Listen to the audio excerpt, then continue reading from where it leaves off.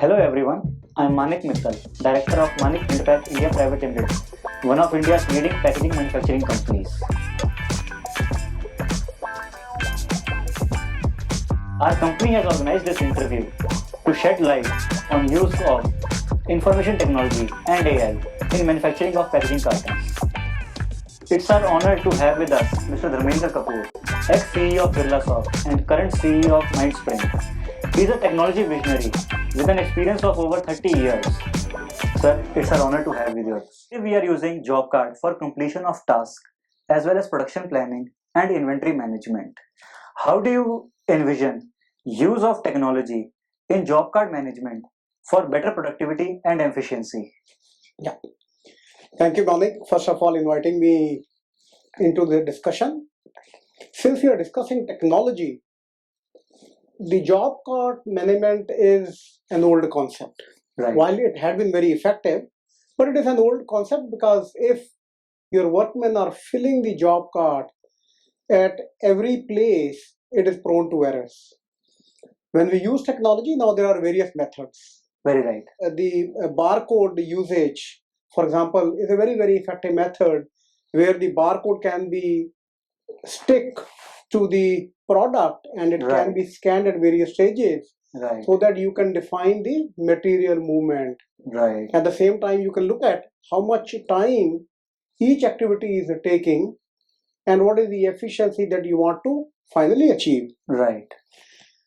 If you go to the modern technology, the IoT devices has taken over, where the Internet of Things, where the scanners can be put, okay, or the sensor can be put on various products that are moving on your shop floor, and you can scan that at the designated location so that you can track the movement of the material and you can determine what is the inventory at different places. Right. Okay, so that is the second way of looking at it. The objective is that how do you track the movement of material? Right.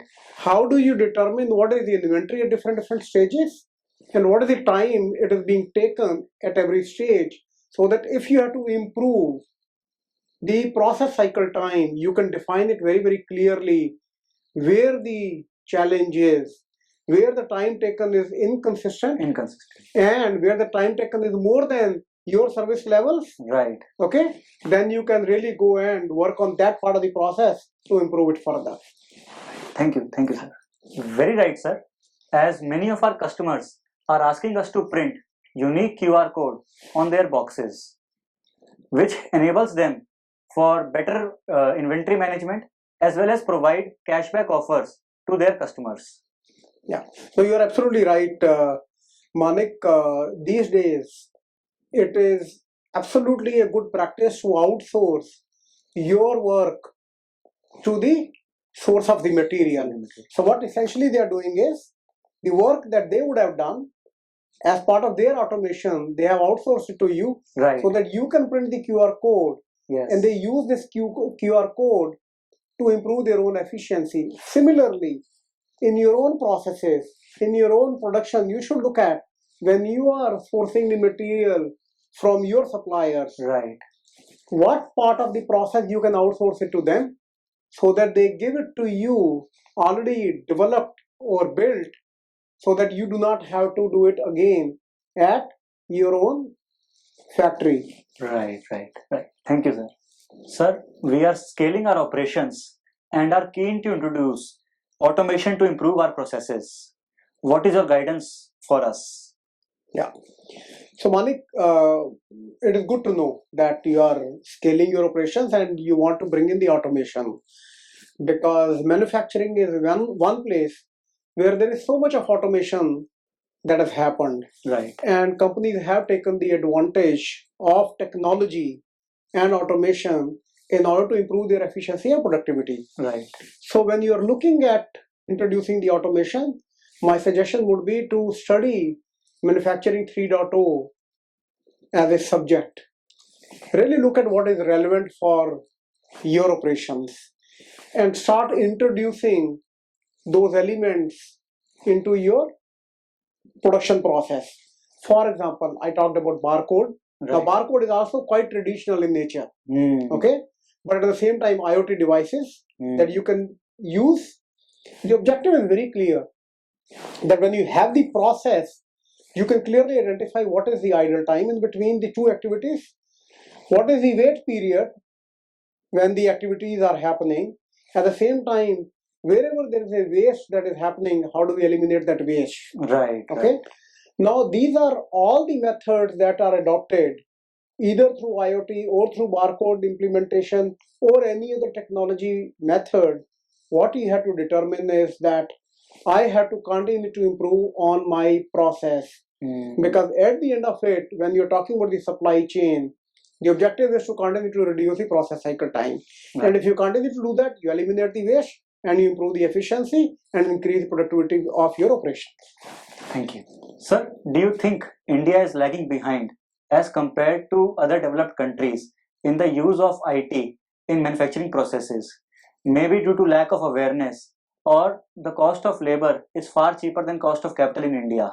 So how do you think India should go ahead with this problem? Yeah. No, I think, Manik, it is absolutely the right point. The labor is definitely far more cheaper than the other developed countries, and technology is expensive. But at the same time, we do not have to look at it from the labor perspective alone, because we need to look at the labor cost plus the productivity. Only then we can get the answer if the technology is becoming cheaper or not. Today, in fact, the labor is also becoming more expensive in India. At the same time, with the hyper automation and technology intervention, the use of technology is giving you productivity far, far higher than what it has given before. Absolutely. And if that is the case, then that would mean that if we compute, the technology might be coming out to be cheaper than the labor that we are using even in India. And that is the reason even the Indian companies have started looking at it very, very differently. That how do they introduce automation in a very careful manner so that the technology intervention happens at the same time they are able to reduce the cost. But let me tell you one more thing. It is not only about the labor cost. We also have to look at that the speed of change is much, much faster today because of the technology. And if the speed is much faster, that you can adopt only by use of technology and not with the use of increased labor. So my suggestion is always continue to introduce technology so that speed of change can be adopted in a much faster way in the organizations. At the same time, you can improve the productivity to the level that technology becomes cheaper than the labor. Thank you. Very right, sir. We are in the ongoing process of introducing technology in our operations as well as our sales forecasting, which enables us to deliver on-time delivery of quality products to our customers at a very optimum price. That's very good, Manik. Good to hear that you're already introducing technology to your operations. But the most important aspect of introducing the technology is that when you are introducing technology, continue to look at the accuracy of the data. Continue to look at the completeness of the data. Absolutely. Because that is what is going to help you in the future. If the data is correct, then that would mean that the artificial intelligence that you plan to use or the analytics that you want to use, it will give you the right result. But if the data itself is not correct, then all the effort that you put it in the ERP implementation or introducing any other technology, it is not going to give you the result that you are aspiring for. So my suggestion would be that implement your ERP, implement various other means to determine that the data that gets into the ERP is correct, accurate, and complete. And by doing that, you will be able to bring the changes on the artificial intelligence side, and it will give you the right set of the forecast that you want for your business. Absolutely. Sir, maintaining visibility across our supply chain is paramount, and we are continuously seeking enhancement. In your opinion, what precise IT-driven strategies can we put into action to ensure even swifter procurement of raw materials for our packaging production? Yeah. See, on the supply chain side, it is always about whether you are able to source the material correctly, whether you are able to use the material within the operations effectively. At the same time, when you deliver it to your customer, is it being done in an effective manner or not? Now, there are various stages of really looking at in the supply chain. But at the core of the supply chain, as I said in the previous question also, the core of the supply chain lies in looking at tracking the time in the entire life cycle. If you look at from that perspective and start recording it, I'm talking about very simple methods to determine. If you start tracking how the material gets sourced and how it gets consumed, how the production is done, and how finally it gets delivered, at every part you can determine as to what the efficiency is and how it can be further improved. So in the supply chain process, continue to look at that as the method to determine whether we are doing things right or not. There are various techniques of really looking at improving it. Kaizen is one very traditional Japanese but very, very effective technique which talks about continuous improvement. So if you have started measuring, as they say that if you measure it, you can improve it. If you start measuring it today, you will start improving it tomorrow also. But if you do not measure, you do not know where the waste is happening. So my technique would be very, very simple, that start measuring it today. You will be surprised to look at what are the opportunities of improving the efficiency that you'll be able to see in your own processes, that you're doing it every day, which you thought are very, very efficient, but you realize there is a further improvement that is possible. Sir, thank you for a valuable insight.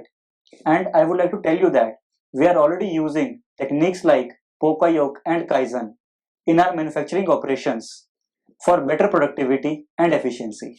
But at the same time, there is another aspect of sustainability which is of utmost importance at Manik Printpack, as evidenced by a dedication to quality and sustainability, as reflected in our ISO and FSC certifications. Now, could you shed light on how technology can further support our sustainable packaging journey and take it to the next level? This includes strategies for waste recycling, waste reduction, and effective management of production data. Yeah. No, sustainability management is absolutely very, very important these days. I generally say that sustainability is very similar to supply chain because it also follows the track and trace methodology. Because what sustainability requires is, are you aware of where the challenges are with respect to the carbon footprint or with respect to the waste that is happening, or you are using the material which is not in line with the sustainability principles. So you have to continue to track and trace that whole method. I always say that follow simple methodology, which is to begin with create the visibility.